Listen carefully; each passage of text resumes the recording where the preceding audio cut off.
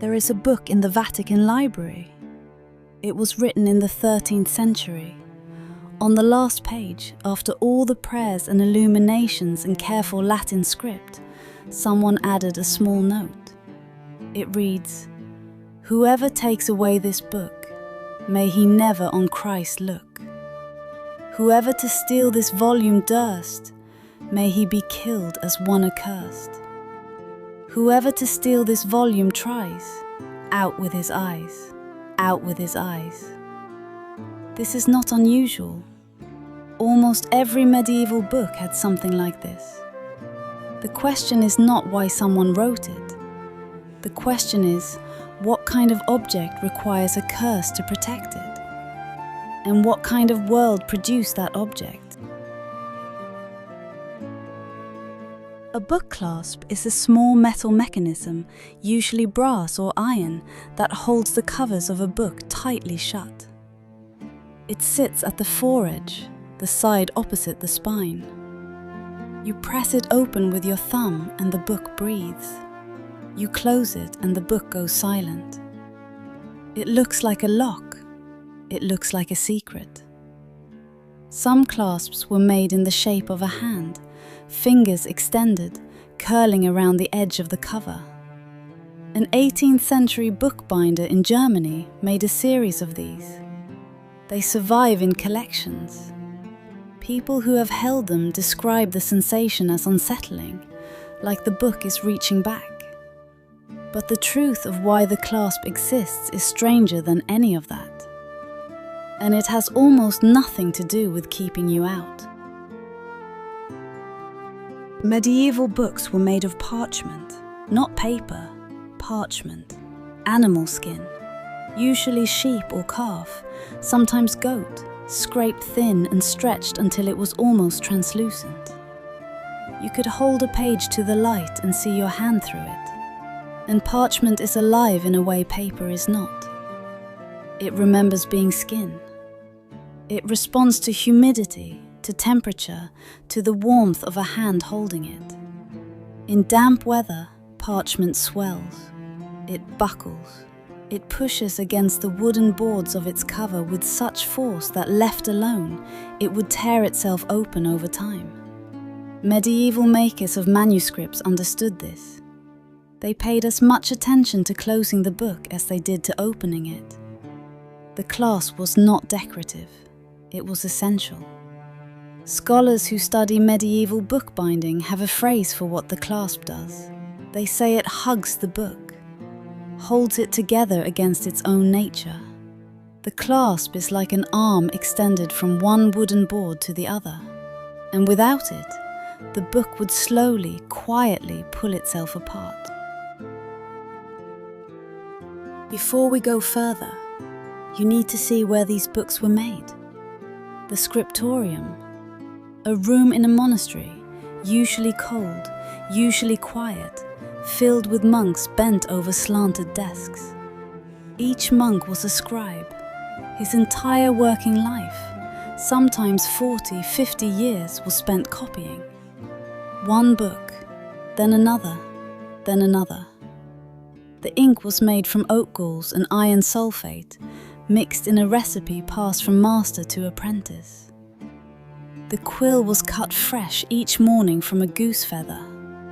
The parchment was prepared by a different monk entirely, soaked, scraped, stretched, dried under tension until it reached the right translucency.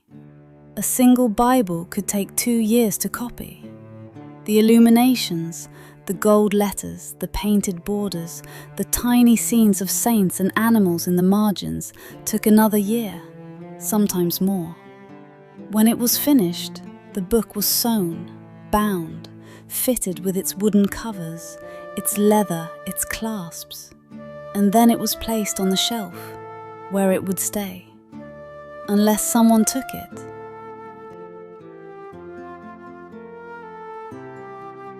To understand why any of this matters, you need to understand what a book cost.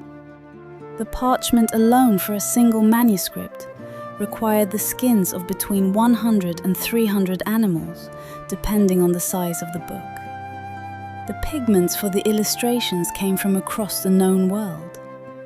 Lapis lazuli, that deep, impossible blue, was ground from stone mined in Afghanistan and carried overland for months. Vermilion was made from crushed insects. Gold was beaten to a thinness that barely existed. One medieval inventory lists a single book valued at the equivalent of a farm. Another records a monastery trading land, actual land, for a copy of a theological text. Stealing a book was not like stealing a book. It was like stealing a car, or a house, or in some cases, an entire field. And people stole them anyway, constantly, desperately, because the knowledge inside was worth the risk. The first solution was physical. Libraries began chaining their books to the shelves. Each book had a metal ring attached to its back cover, and from that ring ran a chain.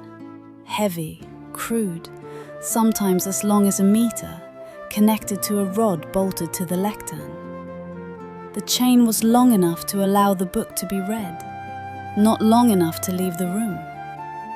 If you wanted to read two books at the same time, there was a problem.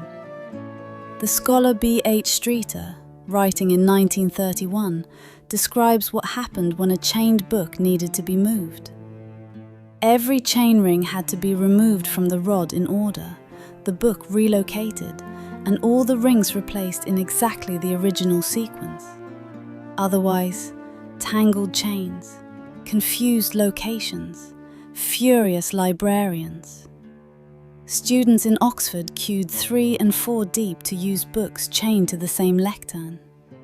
Elbows knocked, chains clinked. The noise in these libraries, supposedly places of silence, must have been extraordinary. The most famous chained library still standing is at Hereford Cathedral in England. Built in 1611, around 1,500 books still locked in their original chains. Some have been chained for 400 years. They have never been anywhere else. When you walk between the shelves today, the chains catch the light. But chains were expensive. Not every monastery could afford iron or the metalwork required to install it. And so scribes found another solution. They wrote curses. Not metaphorical curses, not polite requests. Real curses, written in careful Latin or French or German, placed at the front or back of the manuscript where any potential thief would find them before they got very far. From a Bible written in 1172, a book now in the British Library. If anyone take away this book, let him die the death. Let him be fried in a pan. Let the falling sickness and fever seize him. Let him be broken on the wheel and hanged. Amen. From a 13th century Vatican manuscript. Whoever to steal this volume tries, out with his eyes, out with his eyes. From a French manuscript of the 15th century. Whoever steals this book will hang on a gallows in Paris, and if he isn't hung, he'll drown. And if he doesn't drown, he'll roast, and if he doesn't roast, a worse end will befall him. The American writer Mark Drogan spent years collecting these. His book, published in 1983, is called Anathema, Medieval Scribes and the History of Book Curses. It runs to hundreds of pages. The eyes appear frequently across many manuscripts. Ravens appear frequently. Specific rivers appear. The Rhine is mentioned at least twice. Someone, somewhere, was very worried about the Rhine.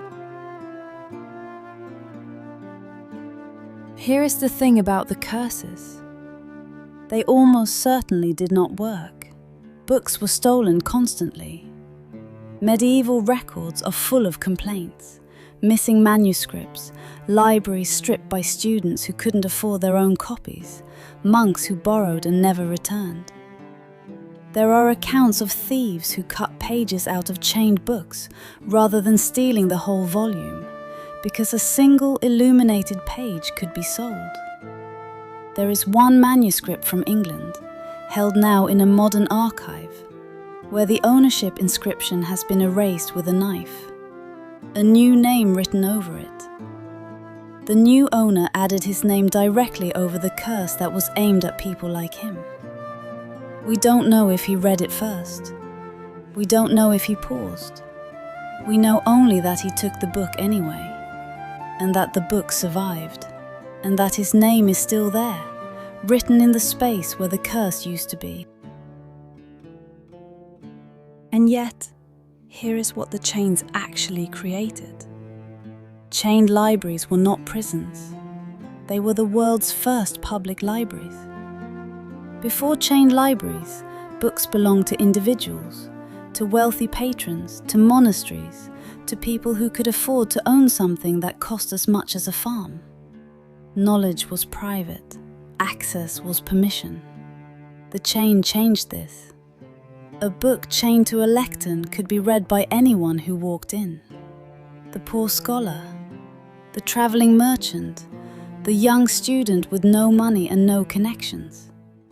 They could sit on the uncomfortable bench, reach for the chain, pull the book toward them and read.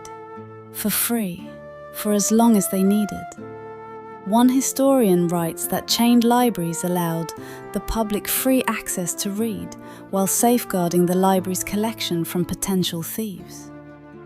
The chain was not a barrier. The chain was a bridge.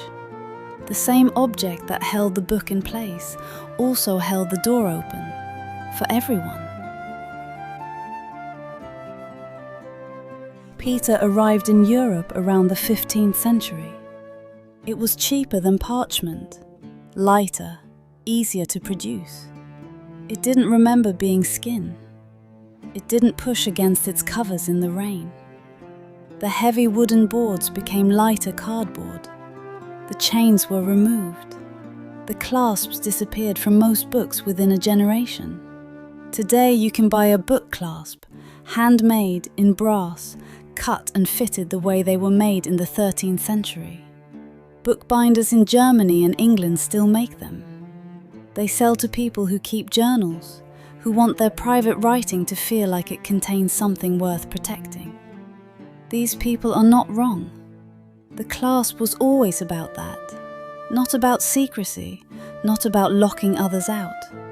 It was about saying, what is inside here has weight. What is inside here is worth holding shut. The animal skin that wanted to breathe, the centuries of monks bent over their desks, the curses and the chains and the students queuing 3 deep in the cold.